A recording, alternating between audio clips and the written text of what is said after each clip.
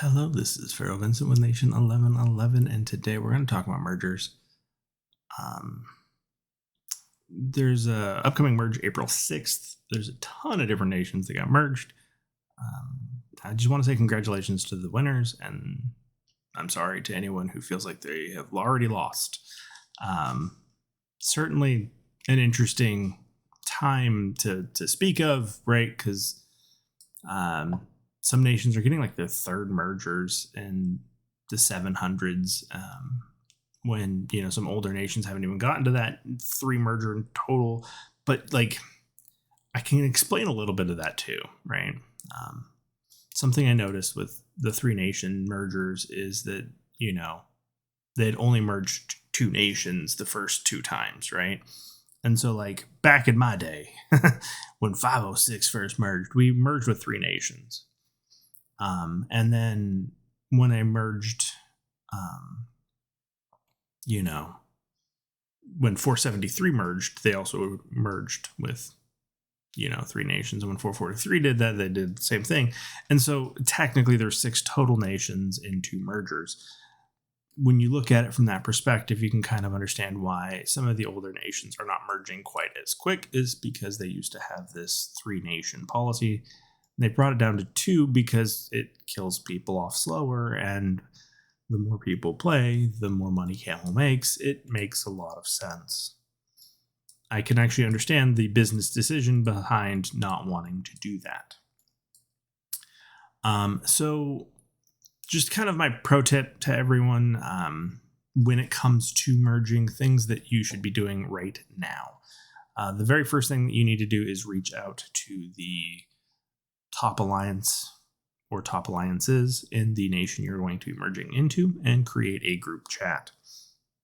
From there, you want to essentially kill any remaining alliance or nation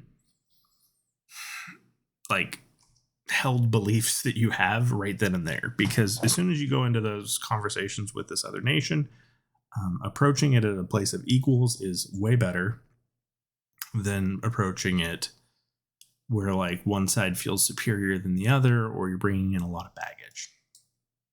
And the reason I say that is because I've been in those talks. I've done this twice before, in the mergers that I have been a part of, again with six total nations. So the mergers I've been a part of, I mean, there's a lot that goes into it. There's a lot of bad blood. There's a lot of, oh, this person sucks, or this person's this, or this person's that, or they've done this, or they said that, and you just kill it. It doesn't need to be there. Best to start with a clean slate going into your new nation. Whatever nation number that ends up winning that Chaos Lands, that is what you are all going to be, regardless of what has happened leading up to that point.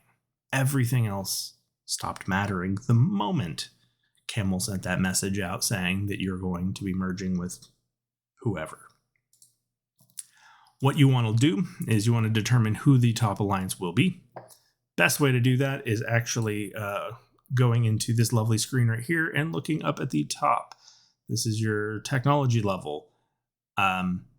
Everyone should be mostly war. Double check to make sure that no one has level 20 plus food production or level 20 plus on research focus, when you really don't need research focus, right? Like, there's a lot of things that you can X-nang, if you will, to come up to that total, but you really want to get whoever has the best war technology, and I'd argue somebody with max flags, maybe max help time. Those are the better ones. In the other category, everything else is pretty irrelevant. Some folks like to look at Elite War ranking. You can, if you want, and figure out who has the best global Elite War ranking. Honestly, this is such an easy number to fix. And if, let's say, you decided to pick an alliance that had better technology and a worse global ranking, that just means you have some easy matches to gel and get cohesion on before you start fighting the harder matches where you're going to get farmed in later levels. Speaking from experience. So yeah, things to think about. The other thing is who do you want in the top alliance? It really boils down to these rankings right here in terms of officer BP, right? The best way I can argue to do that is to put both sides into like a spreadsheet of some kind and then just sort by total value. That way you can get it resorted out to your top 200. And then do that with each set of rankings. Pick the names that show up in all three. In terms of like the top 100, that's like the easiest way to do that. Those players are expected to join the top alliance. And if they don't, well, I'll leave that up to you, but I'll tell you what I would do. Nothing, because I'm a weak city, but I would recommend that somebody murder them. That's it. That's really what it boils down to. Like, you join or else. Like, come on, people. We've been playing this game for X number of years. You pick the number. I don't care what it is. Just join the top alliance and ignore people. Like, if you have to. Like, it's fine. It really is fine. But in terms of the merger, that's like the best way to handle it. Is you say, okay, here's the top alliance. If you're in this category of people, you're expected to show up. And then if people aren't performing to expectations, remove them and replace them with somebody that just didn't make the cut the previous time. That's why you want to keep more than one alliance. I'm not going to tell you a number because I feel like that changes per nation, right? When 473 and 443 merged, which I actually wasn't fully there for, I was on break still. I had told you that number would have been a lot less than I think what happened. But even with that idea of, hey, everyone should be combining, joining, right? We need to make all these moves early on. Even with that thought process, there's still resistance. There's still going to be people that don't want to do it. And contrary to popular belief, there's really no way to force somebody to quit this game. There really isn't. And I say this with like a little bit of an asterisk, because if somebody doesn't want to stop playing, if somebody doesn't want to quit, you cannot make them. There's no way to yeet them out of your nation. There's no way to get rid of them. You have to hope that you can make life difficult enough that they want to quit. But some people won't do that even if you make it so difficult that they can't possibly do it. Like, some people still won't quit. It does happen. Believe me, it does happen. I've spent years trying to get rid of some players in 443 and 473 before that and 506. I spent years trying to get rid of people, and that doesn't always work. You cannot guarantee that. So the best thing to do is work with what you got. So, to that air, make sure that you know who your top alliance is, and then determine who's getting which buildings, right? Because you're going to know your map. Whichever nation wins Chaos Lands, that is the map that you will maintain, whatever your new nation number will be. This stays the same. So make a city, chart out your maps. That way you don't have any territorial disputes. Be smart about it, right? Like, get elite mines proportional to where you are, right? Because, like, your first nation map's always going to look like this, where, you know, you have like a 27-minute walk to get to that mine over there, right? Like, this mine over here is always like a 30-minute walk or something like that. Like, that always happens in new nations. But when you merge and all your alliance territory is torn up and you have to do it again, now's a great time to figure out where you're putting your elite mines. That way you don't have to, deal with this going forward.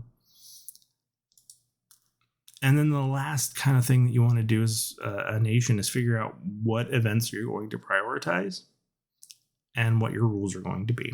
And I say that in that order because if you're a nation that genuinely doesn't care about Void and Frenzy and just plans on bubbling and ignoring those events and head of state, and you're like, I don't care about that, then you don't have to worry about putting some kind of a BP or troop limit restriction, right? Who cares how many people somebody recruits if you don't care about those two events? Similar chaos lands, right? Like if you care about chaos lands, then you might need to care about troop limits, kind of, because boy, I've got stories of cities that should not have had as many troops as they did, and nations that did care. But yeah, that's kind of the big thing with a merger in general. Uh, this is kind of step one. You lay your groundwork. Step two is you execute, and step three is you hope for the best and react. Right. And so when you get into that step three, that phase three, you've merged. Things are starting to settle in. People are starting to figure out what's what. Right. Chat's starting to die down finally because people are not trying to show off or talk or share weird stories or flirt or whatever the heck they're doing. Believe me, I've seen it all. The next and the last thing that you really need to do is just react to anything else like you're a nation, like you did before all of this. Not much has changed. The only thing is you've gained new people that you now have to work with. So work with them. But I will leave it at that. I appreciate you guys taking the time on this video. Please like this video if it is helpful at all. Share within your nation, especially those nations that are merging. And consider supporting my Patreon, all those other good things. I will see you on the next one.